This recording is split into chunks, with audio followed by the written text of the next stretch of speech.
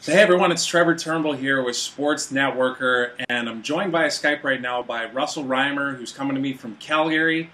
He is the president of Manifesto Sports Management. How's it going, Russell? I have never been better in my life. Thanks very much. Perfect. Yes, nothing like some positivity to start the day here, right? Yeah, yeah. Cool. So I'll let you do an introduction of yourself, but before we do that, I'll just mention to people that I've actually known Russell, or known of him for a while now, but we've actually never connected until right now. The joys of connecting via Skype video. But we really do share a lot of beliefs, same beliefs, and are in the same networks in the sports industry. His company works with a number of athletes as well as sport tourism companies as well. And once again, I'll let him speak more to that. But recently, Russell actually reached out to me about a campaign that he's doing with one of his athletes, John Montgomery, who, for those of you in Canada, will know who he is. He's the skeleton guy from the 2010 Olympics, walking through the Whistler Village with the pitcher of beer. And, Yeah. you know, they're doing some really neat stuff as far as building his personal brand, and it kind of spun off into us talking about all of the happenings with the IOC and the Olympics coming up and stuff. So I thought, this is a perfect opportunity. Let's get on the line. Let's chat about some of that stuff. And yeah, so let's start. First of all, Russell, why don't you tell everybody a little bit about yourself and your company and what you guys do? For sure. So I'm the president of Manifesto Sport Management. We're a relatively young company, although I've been doing this for maybe the better part of 12, 13 years now.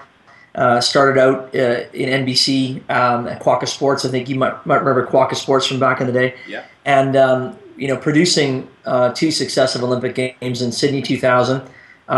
And then in Salt Lake 2002, specifically around developing online content. So, you know, had a really good background in how to tell great stories online. Before online, I think, became just another platform to tell broadcast stories. And before social media days, too.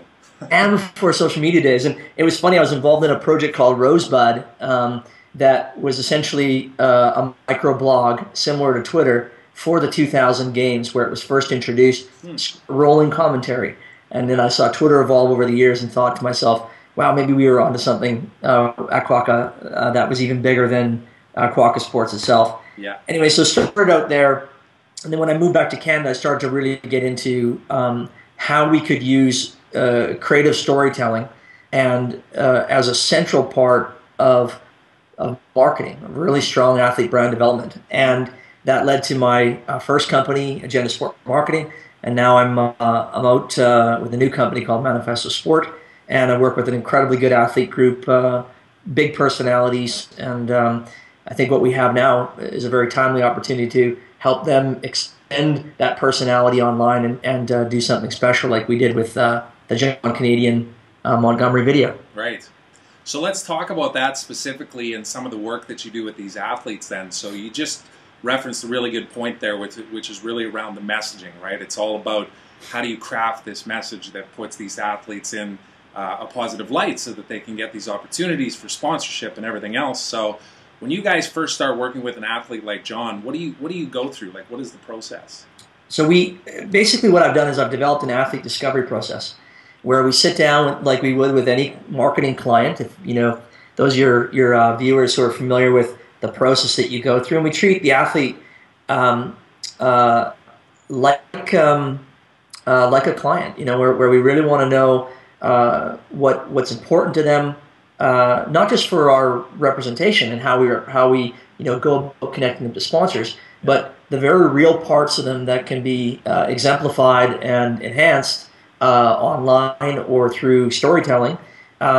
That make it real for sponsors, that make them more than just a result on a page. Right. And I think what we've seen since CTV Olympics investment in the pre-games storytelling, we see this massive investment in who the athlete is beyond what they're capable of. And we see that going into London as well, where it's driven a lot by the type of human interest stories and the depth of reportage that we see mostly on NBC in the past, where a lot of Canadians were kind of put off by that stuff. But this is the stuff that I believe is not just sellable, but it's the most real component of the athlete's success and challenge. And that's what we want to put forward when we meet with an athlete, talk to them about what their personal brand represents, and to do it in a really authentic and real way, not in a way where maybe some people might approach it and go, "Wow, we need you to be this so you can be more sellable." We want to help find the sellable components of an athlete and put those out.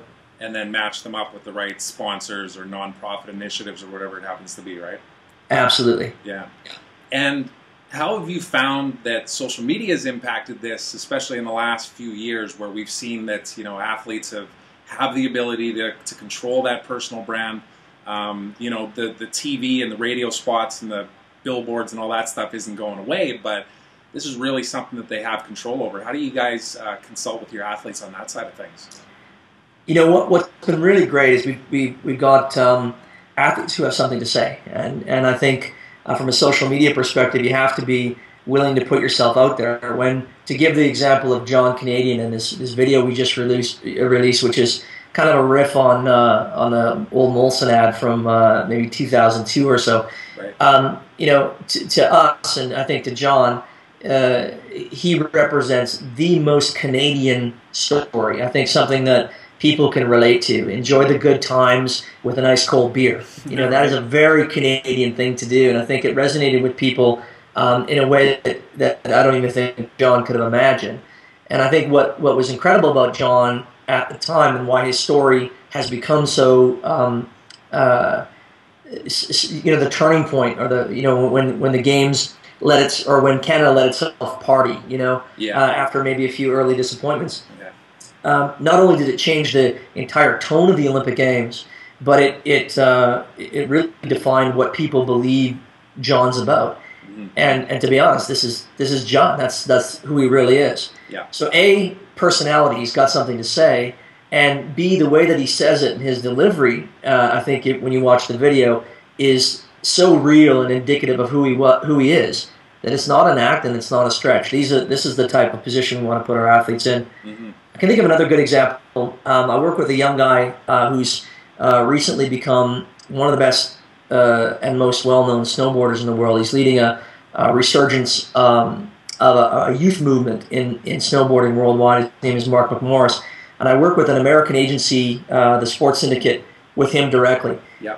He won 2 gold medals at the X Games in January, yeah, and basically established himself and his personal brand as among the top snowboarders going into the 2014 Games, and definitely in Canada a one to watch.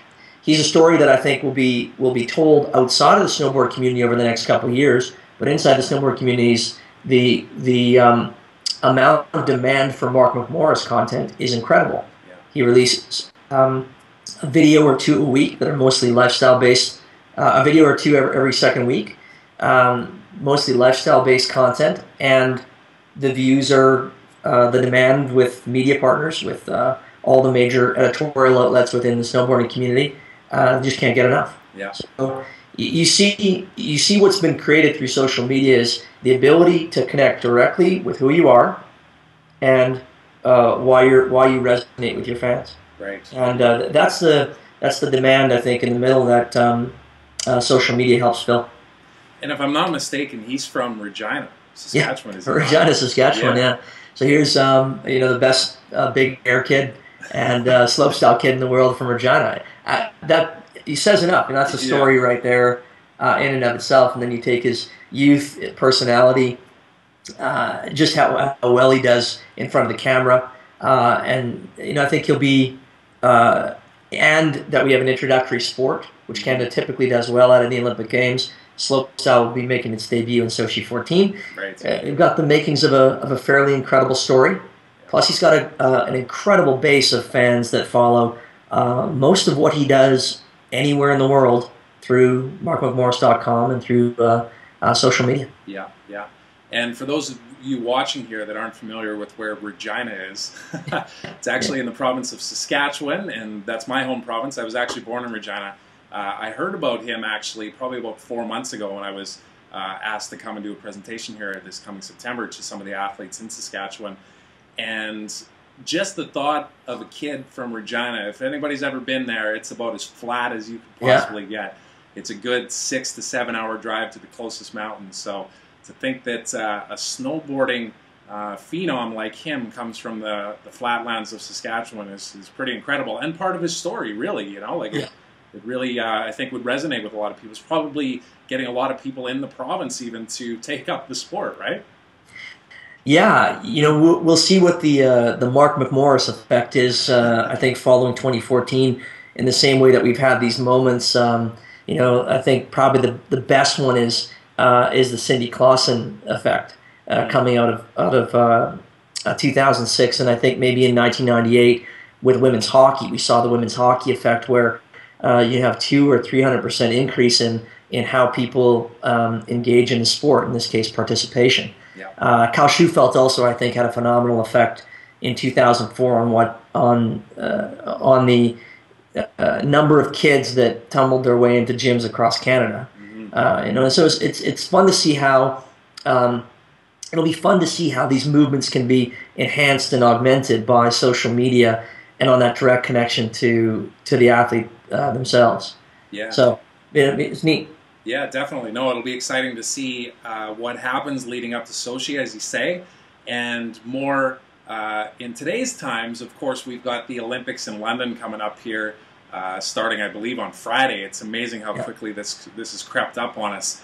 And you know, as I mentioned, when you reached out and told me about John's video, I looked at that and I thought, wow, this is a great example of an athlete's not necessarily doing something self-promotional, but instead trying to promote the other athletes and promote the sports in general across Canada. So it sparked all kinds of ideas, and it spun off into another article on Sports Networker that talked about the policies and everything else. And so let's get talking about some of that stuff. Sure. You're obviously you've come across and you've seen this social media policy that the IOC has implemented for both athletes as well as volunteers, and you know, all the monitoring that they say they're going to be doing. What was your first reaction when you saw that policy? Unsocial media policy. You know, I think you know, to me it seems like you want people to go to the party, but when they're at the party, you don't want them to speak to anyone.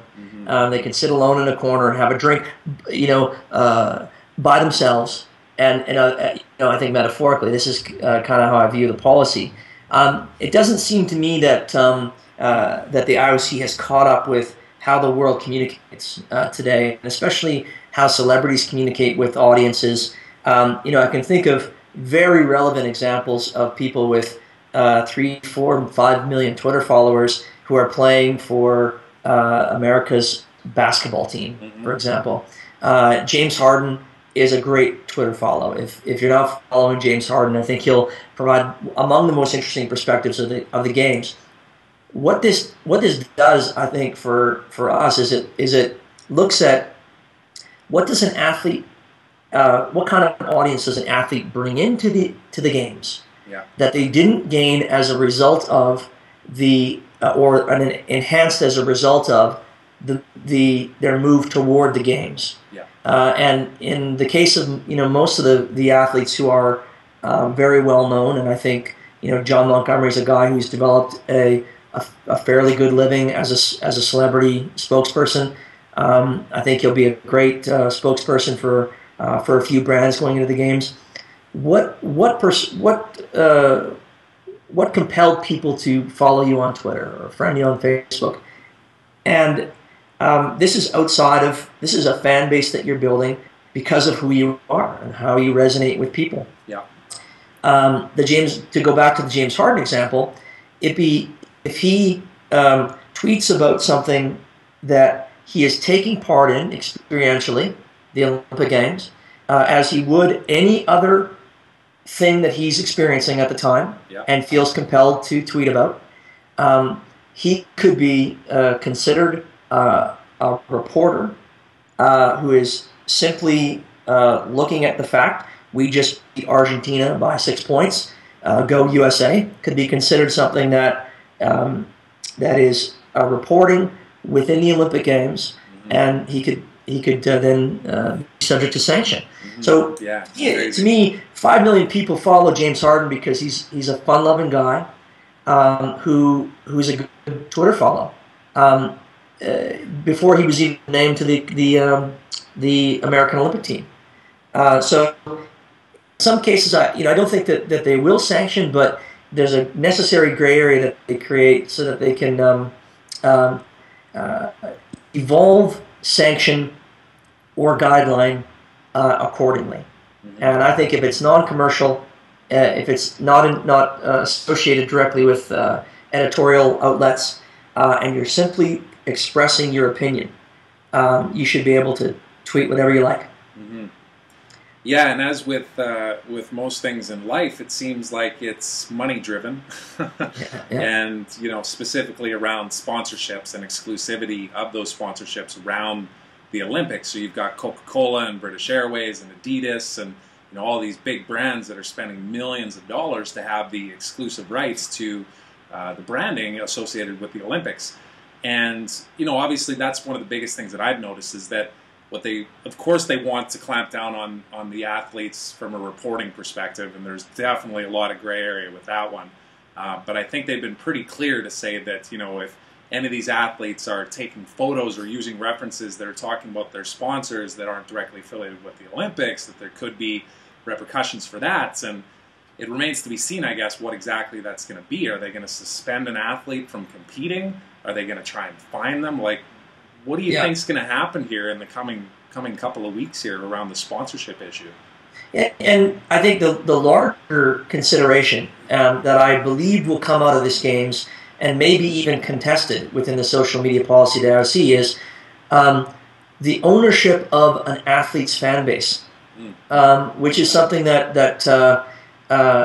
Twitter and Facebook give a direct currency for the athlete to communicate to their fan base. This is not supplemented, and in some cases, if an athlete's Twitter following doubles or triples as a result of them taking part in the Olympic Games or after they've been named to the Canadian Olympic team or American Olympic team, I get it. That can be attributed to their success as an Olympian. Yeah. But before that, what you bring into the games is yours, and it's your property, and how you communicate with those people should be considered freedom